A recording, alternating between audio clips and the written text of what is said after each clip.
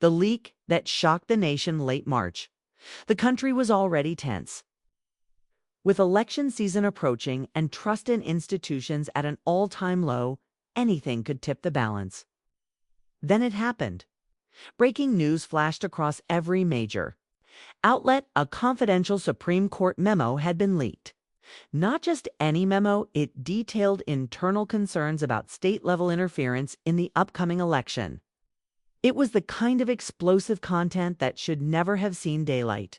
CNN called it the most dangerous breach in modern judicial history. Fox News said it was a political earthquake. Social media flooded with speculation. Which state? Which party? Who was behind the leak?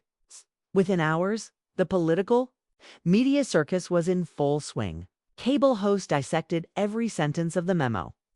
Anonymous sources claimed it came from inside the federal court system.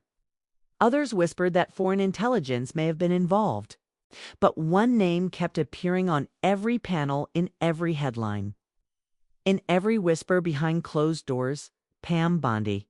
Bondi, a former Florida attorney general and now a frequent political commentator, had been unusually visible in the weeks leading up to the leak. She had made 3 appearances in 5 days on primetime shows, each time dropping vague but loaded remarks. During an interview on America First Tonight, Bondi said, "People are going to be very surprised at what comes out about election procedures. The truth is finally bubbling to the surface." On Capitol View, when asked about the memo, she smiled and said, "Let's just say some folks in black robes are waking up." Her tone was almost playful, but in Washington, playful often hides something far more dangerous. Meanwhile, inside the marble walls of the Supreme Court building, things were far from playful. Justice Amy Coney Barrett, one of the court's most reserved and private members, was seen leaving a closed-door meeting with fellow justices. Her face was pale. She walked quickly, avoiding cameras and questions. Court insiders later reported that Barrett had spoken strongly about the memo, calling it a threat to judicial integrity. Behind the scenes, the Department of Justice moved quietly. Attorney General Carlos Mendez authorized a limited-scope investigation known only to a handful of trusted agents. No press conferences, no leaks. The goal was simple: find the source. Their first clue came from an unlikely place-a-late-night audit of SCOTUS clerical network access logs. One login had accessed the confidential memo days before the leak. The user, a junior aide to Senator Marcus Leary, a rising star from Texas with close ties to Bondi. The aide's name was Dylan Marks. 27 years old, no prior scandals, no red flags, but something didn't sit right. He had no reason to access Supreme Court documents, not unless someone had directed him to. The DOJ placed him under quiet surveillance. They watched as he met twice with Bondi's chief of staff in a private lounge in Georgetown. No emails, no phone calls. Just coffee and conversations. But the pattern was enough. 2 days later, just before midnight, federal agents arrived at Mark's apartment. He didn't resist. He looked tired, like someone who had been waiting to be caught. Inside his laptop were encrypted files, copies of the leaked memo, screenshots of communication logs, and something else, a voice recording. On that audio file, a woman's voice could be heard saying, "We're not breaking the law. We're revealing the truth. Just get it to the press." The DOJ hasn't confirmed whose voice it was, but analysts say it matches Bondi's. By morning, the arrest was public. Photos of Dylan Marks in handcuffs spread like wildfire across the internet. Protesters gathered outside the Capitol. Some called him a traitor, others called him a hero. But the real storm was yet to come. A leaked internal report from the DOJ investigation confirmed what many had feared. Pam Bondi's name had officially been linked to the leak. The reaction in Washington was immediate and severe. Senator Leary denied any knowledge. Bondi refused interviews, releasing only a short statement. "This is a coordinated political hit. I stand by my commitment to election transparency and will not be silenced." But behind the bold words, panic was setting in. The DOJ was widening its probe. More names were on the list. More evidence was surfacing. Inside the Supreme Court, the justices held an emergency session. Security protocols were reviewed. Justice Barrett reportedly pushed for a complete overhaul of internal access rules. And in homes across America, people watched the news with a mix of fear and fascination. What had once seemed like another election year scandal had grown into something much bigger. If Supreme Court documents could be leaked, who was really pulling the strings? This wasn't just about one memo anymore. It was about power, about who controlled the truth, okay? And about how far people were willing to go to keep that control. And somewhere in a locked room with no windows, Pam Bondi was making her next move. Whispers behind the curtain, the arrest of Dylan Marks had lit a fire under Washington. The young Senate aide had barely been in handcuffs for 12 hours, and already the nation was divided. Was he a whistleblower or a criminal? Cable networks kept replaying the footage of him being escorted out in silence, his head down, a shadow of someone who once believed he was doing the right thing. But what drew even more attention was what came next. The sound clip discovered on his laptop. Experts were almost certain it was Pam Bondi's voice, confident, calculating, and unmistakably aware of the consequences. By sunrise, Bondi's name was everywhere. While she didn't appear on television that day, something odd happened. Her usual allies, commentators, lawmakers, even governors, didn't rush to defend her. In fact, most of them suddenly went quiet. A silence that deep only meant one thing in D.C. People were scrambling behind the scenes. At the Department of Justice, the mood was shifting fast. What began as a quiet probe into a leak had now become a full-scale investigation into possible political manipulation of the Supreme Court. A new task force was formed, with a quiet but powerful name: Project Redline. Its mission was simple. On paper, preserve the integrity of the judiciary. But those involved knew they were stepping into dangerous territory. FBI agents combed through encrypted emails, burner phone records, and internal Senate communications. What they found made the air in the briefing room go cold. Dylan Marks had not acted alone. Phone pings placed him in contact with a man named Ethan Greer, a cybersecurity contractor who had once worked with the Florida state government. Greer had deep connections to an election data firm that had been flagged 2 years earlier for irregular voter analytics. That firm had since been dissolved. Greer had disappeared. But the link was clear. Whoever was behind the leak wasn't just targeting the judiciary, they were manipulating information flow at multiple levels of government. And at the center of that web, Pam Bondi. Meanwhile, Justice Amy Coney Barrett remained out of sight.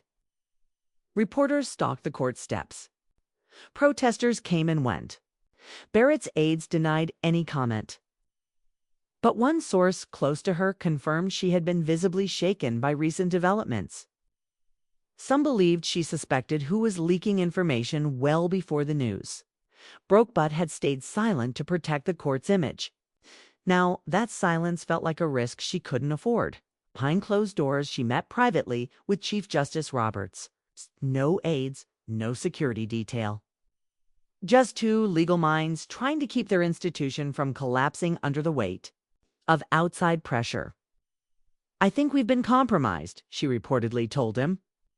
Across town, Bondi was in a private suite at the Hay Adams Hotel. Curtains drawn. Security tightened. Her attorney, a former federal prosecutor named Len Calder, had flown in from Miami. A war room was being built.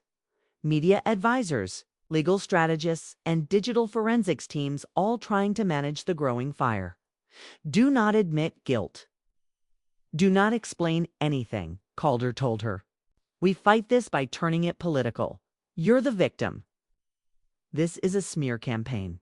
Bondi nodded but didn't speak. Her mind was racing.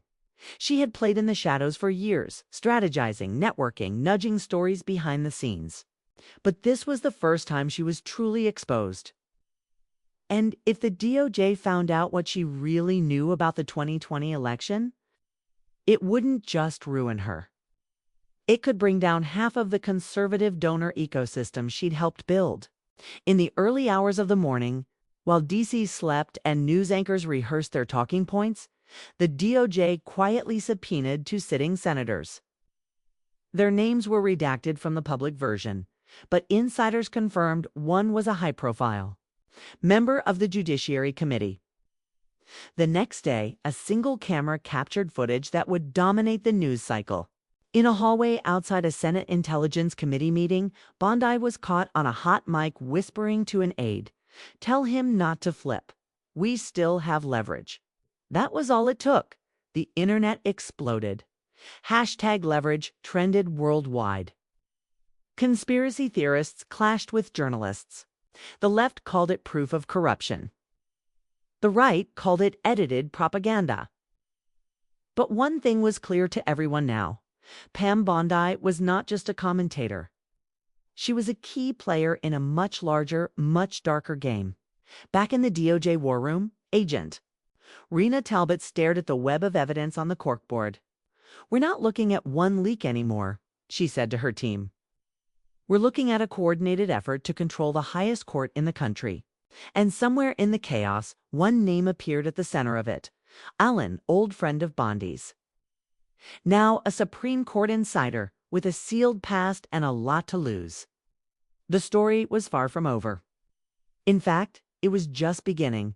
A name from the shadows. The investigation into the Supreme Court leak had entered a new phase. What began as a quiet legal inquiry was now a political firestorm. With the arrest of Dylan Marks, the voice recording tied to Pam Bondi, and whispers of deeper involvement. Across state lines, federal authorities were now preparing for something far more serious, a conspiracy trial. But then a new name surfaced, quietly, almost too quietly. It appeared in one of the internal DOJ memos, flagged eyes only. A single line buried deep in a redacted report. Subject: Alina Marquez, former clerk, current senior counsel.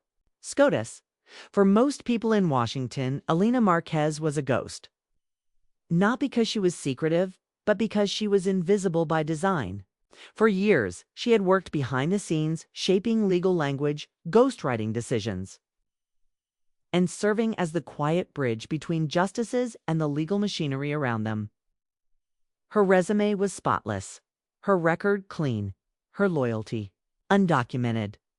But according to digital forensics, it was Marquez who approved Dylan Marks' access request to the Supreme Court memo system, citing temporary committee review as justification.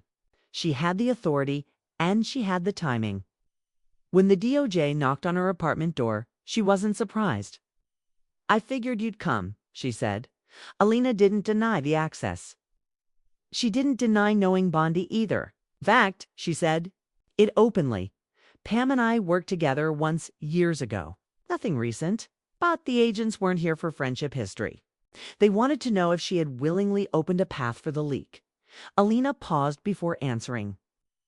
"I didn't leak the memo," she said, "but I know why someone did." That sentence changed everything.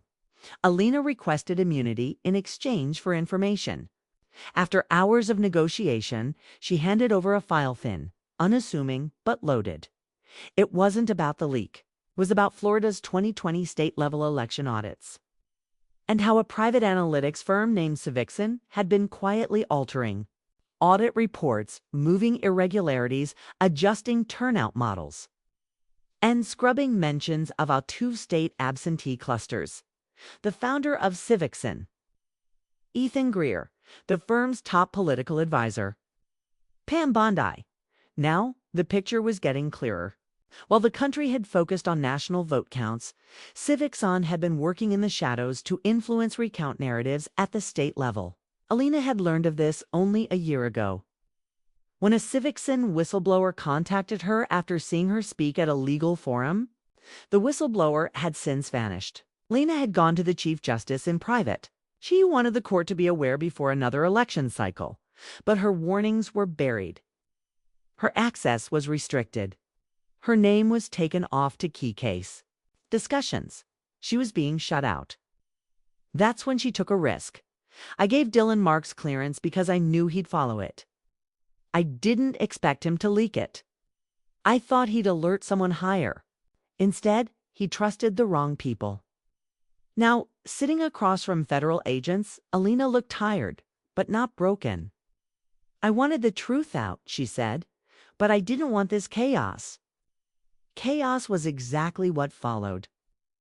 The DOJ had a new direction, build a case not just on the leak, but on election interference, conspiracy, and obstruction of justice. New subpoenas were issued.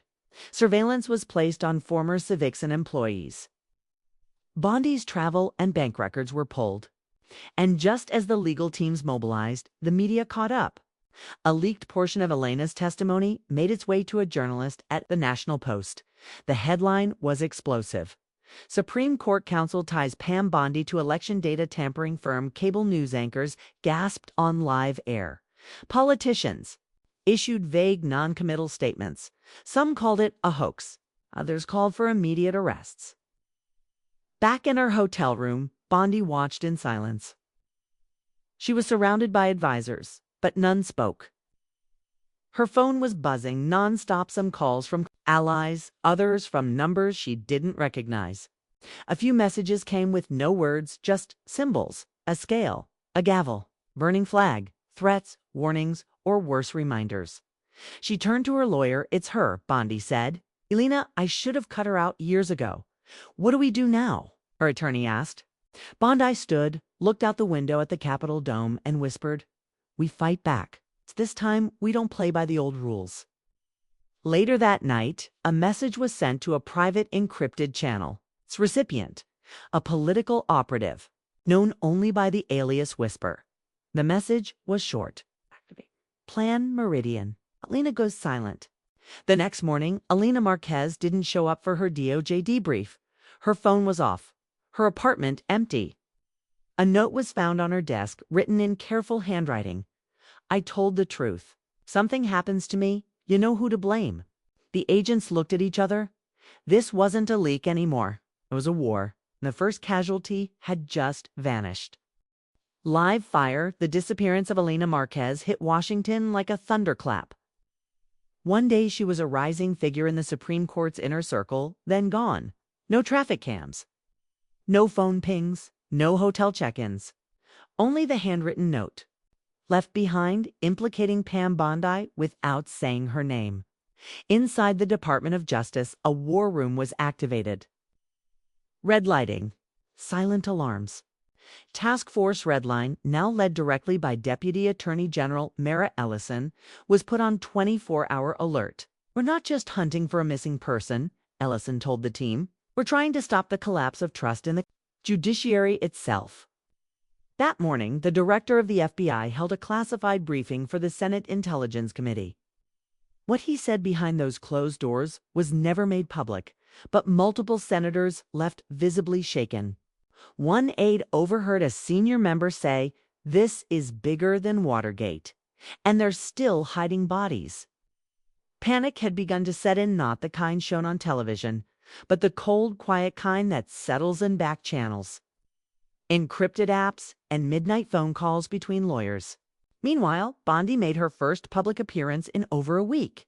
She walked onto the set of Patriot Morning, a conservative news show filmed in Virginia.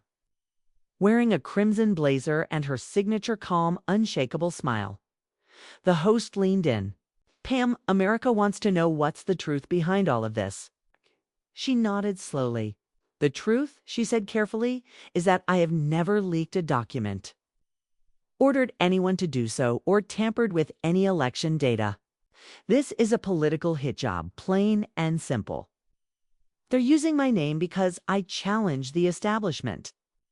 The audience clapped, but off-screen something else was unfolding. On a secure channel used by international press liaisons, a clip surfaced, one that hadn't been broadcast. It showed the moments before the interview began. Bondi, unaware that her mic was live, whispering to her producer, "If Alina talks, we're all going down. Make sure she doesn't." It was subtle, cold, precise. Within hours, the clip was leaked to a European news outlet, InfoFocus, which broadcast it globally with a stark headline: Caught on Tape, Bondi. Comments on disappeared SCOTUS counsel back in the U.S. That clip made its way to Layla Qureshi, a sharp young investigative journalist working for an independent outlet called Civi Cleanse. Layla had been quietly building a source network around Bondi's political and financial ties. When she saw the tape, she knew she had to move fast. She published a story titled "The Woman Who Knew Too Much: Alina Marquez and the Silence of Power." The article detailed Bondi's past connections to Civixin, the missing whistleblower, her increasing media influence, and her coded political language. It laid out a timeline of meetings, private flights, and shell company donations. It even mentioned Project Meridian, a term Layla had discovered buried in a hacked donor log months earlier. Now it all made sense. The story went viral. Suddenly, Bondi wasn't just facing whispers. She was facing an all-out media siege. In the background, someone else was watching. Simon Kane, once a beloved late-night talk show host. Kane had stepped away from the spotlight after his disastrous interview with Jade Rivera, a cultural icon who had walked off his set mid-broadcast. 6 months earlier, that moment when a woman confronted media bias and stormed off the air had changed public conversation. It had changed him.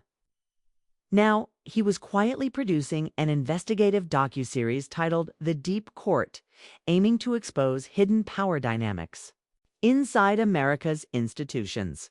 Alina Marquez had been one of his sources, and now she was missing. Kane reached out to Layla through secure email.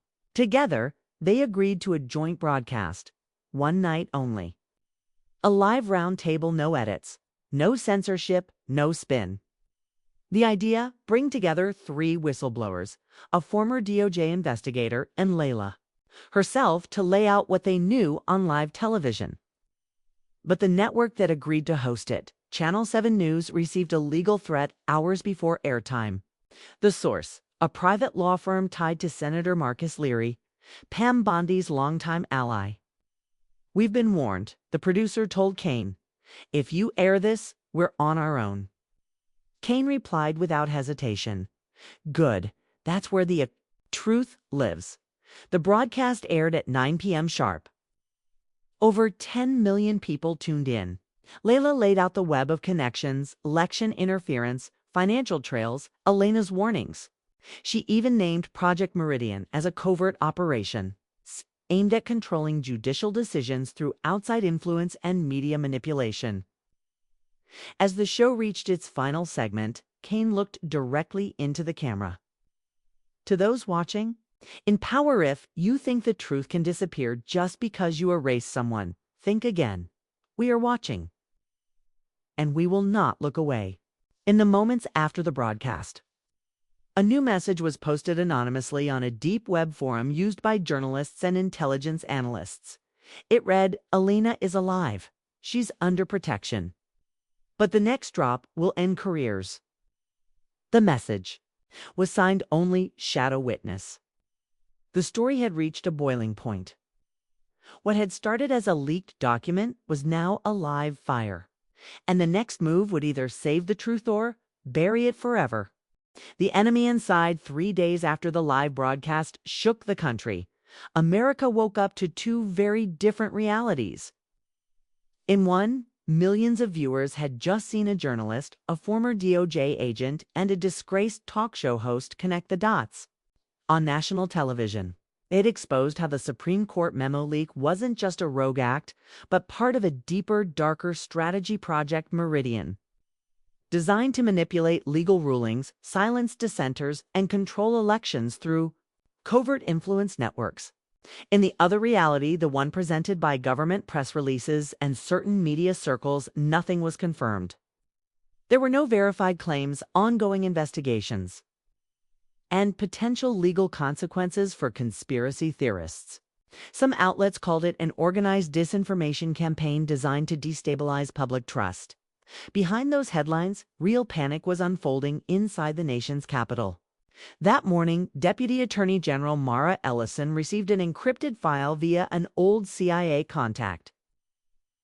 The file contained surveillance photos taken in early March. One showed Pam Bondi meeting a foreign national at a private airfield in Cyprus. The man was later identified as Alexei Krupin, a Russian cyber strategist linked to several disinformation campaigns targeting U.S. courts and journalists. Bondi wasn't just playing domestic politics. She had taken this global. Mara called an emergency DOJ strategy session. Phones were locked in safes, a handwritten agenda. No press, no digital trace. We've been looking at this as internal corruption, she told the room. We need to start seeing it for what it really is. A hybrid threat. Foreign money, domestic actors, judicial sabotage.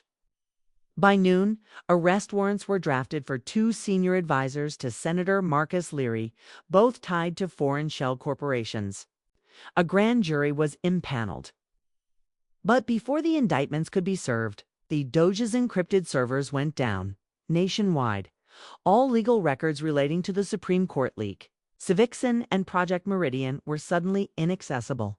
A full system breach. No ransomware, no warning, just darkness.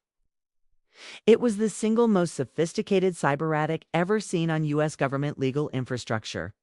Meanwhile, the White House press secretary announced that President Garrett would deliver a national address that evening to restore calm and ensure institutional integrity. The wording raised eyebrows. He wasn't denying the allegations anymore. He was bracing for fallout. At 7:56 p.m., the president stood at the podium. He looked tired. He didn't use a teleprompter. To the people of this nation, I say this.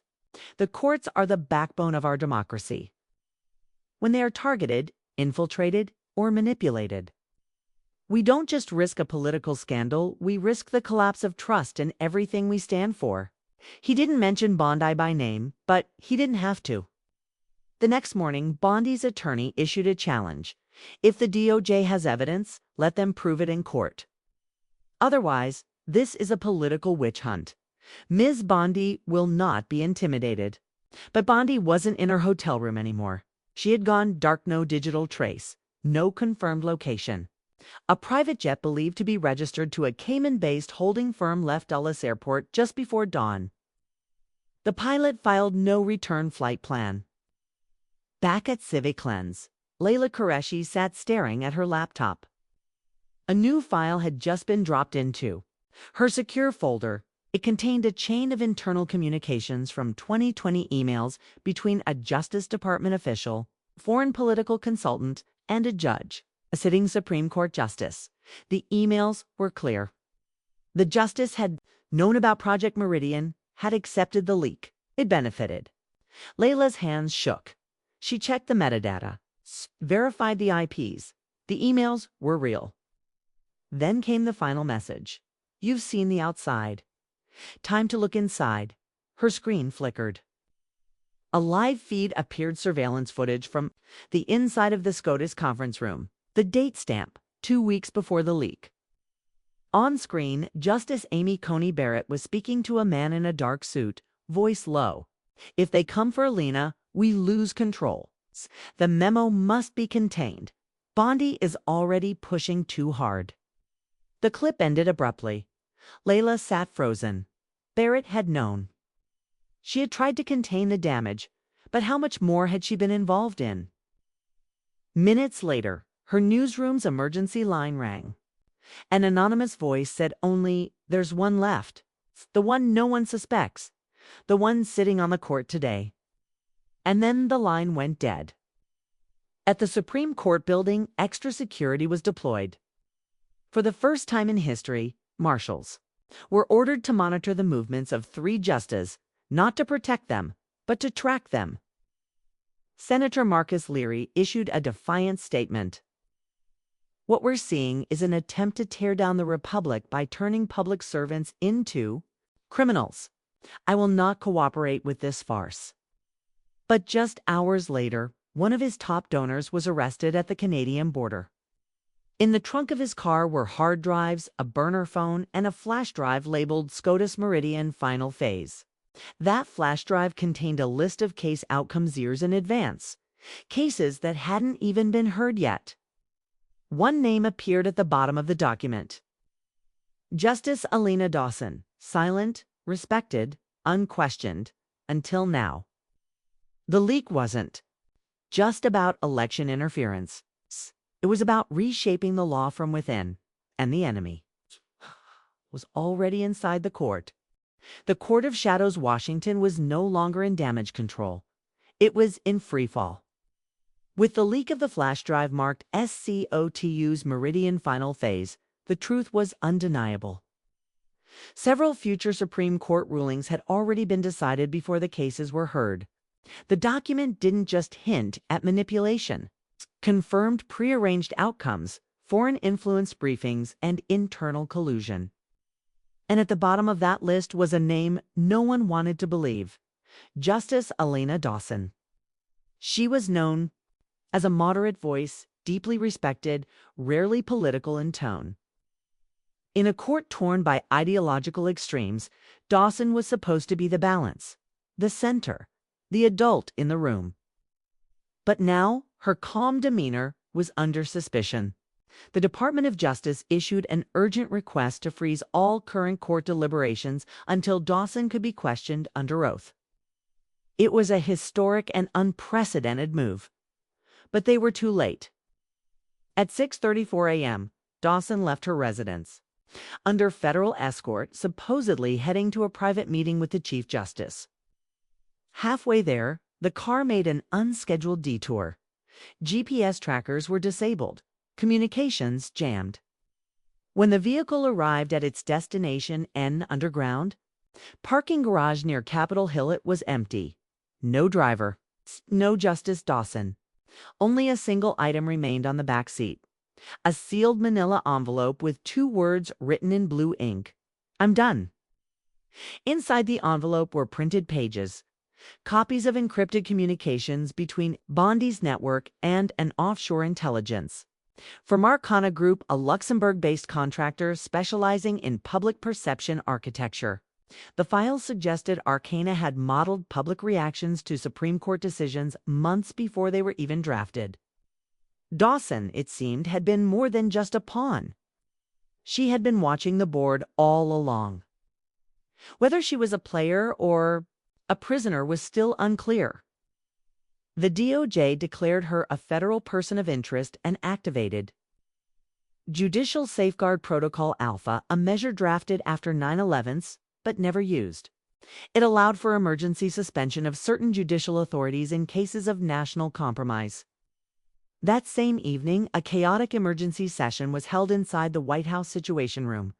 President Garrett E.T., Vice President Sloan, Attorney General Carlos Mendez, and the Chief Justice of the United States sat in a circle no one ever imagined forming.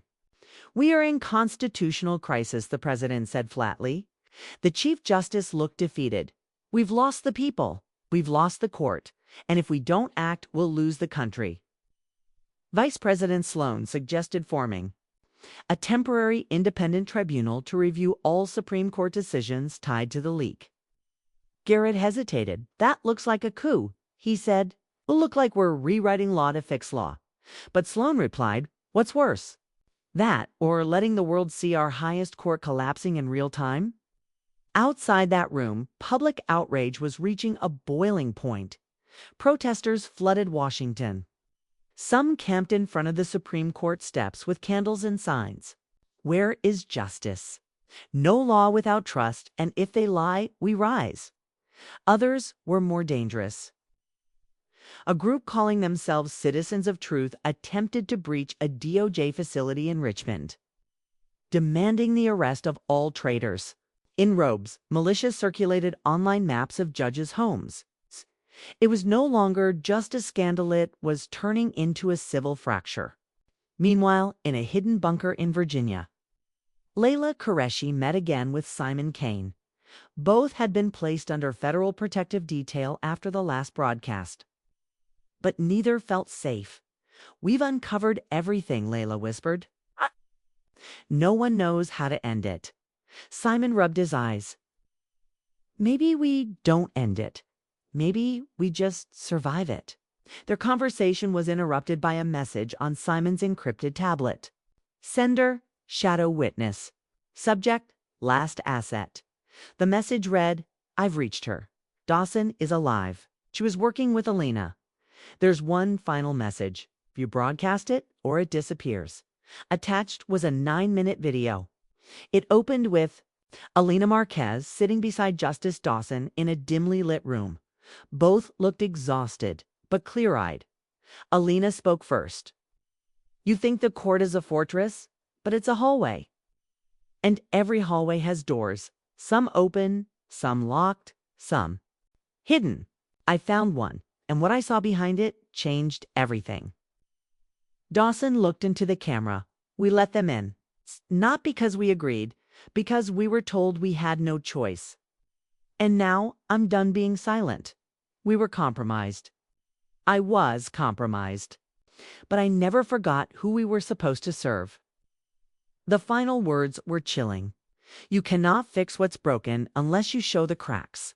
The video ended with a list of case file numbers past and future attached to names in Bondi's network. Arcana Group and the now-defunct Civicson. Simon and Layla knew what they had to do. They went live. Across every platform, every screen, every channel willing to carry it. The video was broadcast in full. The impact was instant. Some judges resigned, others fled. Bondi's last known plane was grounded in Morocco by Interpol. But it wasn't over, because the final screen of the video held just one line. Check the 9th Justice. There were only 9, and one of them had not yet been touched. The final piece of the puzzle was still hiding in plain sight. The 9th Justice, the capital, was drowning in silence. Not the peaceful kind, but the kind that comes just before something breaks. After the broadcast of Justice, Alina Dawson and Alina Marquez's confession, America found itself standing at the edge of a cliff. Courts stalled. Protests turned into barricades. Allies became enemies. News anchors stumbled over words that no longer felt powerful enough. Unprecedented, historic, destabilizing. The White House issued no statements that day. Neither did the Supreme Court. But one name hung over every newsroom, whispered in every corridor of power. The 9th Justice. Only 8 justices had been publicly named, suspected, or cleared in connection with Project Meridian. 1 had fled. 2 had resigned. 1 remained missing. But the 9th Justice, Malcolm Royce, had said nothing. He was the oldest sitting member of the court, appointed during the first Bush administration, beloved by the legal world for his deep intellect, his poetic dissents, and his carefully neutral tone. He rarely appeared in public, rarely granted interviews, and lived a life of deliberate invisibility. Which is why it made no sense that his name appeared last in the final broadcast file. Check the 9th Justice, the message said. Layla Karashi did just that. For 3 days, she and her team scoured every digital trace of Royce's career. They found nothing. No offshore ties, no donor trails, no leaked memos, no suspicious rulings. But on the 4th day, something shifted. A contact at the National Archives working off record sent her a fragment of a letter. Dated 2006, addressed to Royce, signed Arcana Group. The contents were redacted, but one line was left exposed. Your discretion has been the key to our continuity. Continuity of what? That night, Simon Kane made a quiet return to live broadcast. His words were careful, intentional. We believed corruption only existed in chaos. But what if the deepest corruption hides in order? In silence, in the slow bend of the law. As he spoke, something strange happened. Justice Royce appeared on the court steps. No escort, no statement. Just himself, in a charcoal suit, standing silently as reporters swarmed. He spoke 5 words. I request to be heard. The next morning, for the first time in American history, A sitting Supreme Court justice testified under oath before Congress. The hearing was closed-door, but the transcript leaked within hours. And what Royce revealed cracked the final piece wide open. He had never taken money, never met Bondi, never even spoken to Alina Marquez. But years earlier, he'd been approached by a small consulting firm offering judicial forecasting services, predictive analytics to help him shape his legal legacy. The firm, a prototype version of Arcana. What began as innocent curiosity turned into quiet dependence. They didn't ask me to rule a certain way, Royce said. They simply showed me what would happen if I did. Over time, that shaped how I thought, what I feared, what I allowed. He'd never been blackmailed. He'd been guided subtly, expertly by data, psychology, and ego. I was not corrupted by money, he told them. I was corrupted by influence wrapped in the language of intellect. That one sentence became the headline across every major outlet. Corrupted by influence. Royce announced his resignation the next day. But he also did something unexpected. He released all of his private judicial notes, decades of personal opinions, doubts, and memos into the public domain. I won't die with secrets, he said. The court now reduced to 5 active justices, suspended all activity. Congress debated emergency judicial appointments. Protesters returned to the streets not out of rage this time, but with something rare in politics: clarity. Pam Bondi was arrested in Barcelona, extradited within 48 hours. She just said nothing during the handover, okay? Only smiled at the cameras as if she knew the story had become bigger than her. Alina Marquez was placed under permanent protective custody, but released one final message to the press. They called us traitors for telling the truth. But the real betrayal was pretending not to see the rot. Simon Kane and Layla Qureshi were awarded a joint Pulitzer, but neither celebrated. Instead, they returned to Civic Lens Studios to finish what they had started. One final documentary titled The Court of Shadows: How Truth Was Almost Buried. It premiered simultaneously across 19 countries. And it ended with these words: the danger wasn't just that the court was compromised. The danger was how close we came to never knowing. What saved us wasn't power. It was people who refused to stay silent. And as the credits rolled, one final frame appeared. A woman walking alone through a quiet forest trail. Face hidden, but unmistakably Alina. She turns, looks at the camera, speaks softly. It's not over, but it's yours now. Fade to black. America, bruised but awake, listened.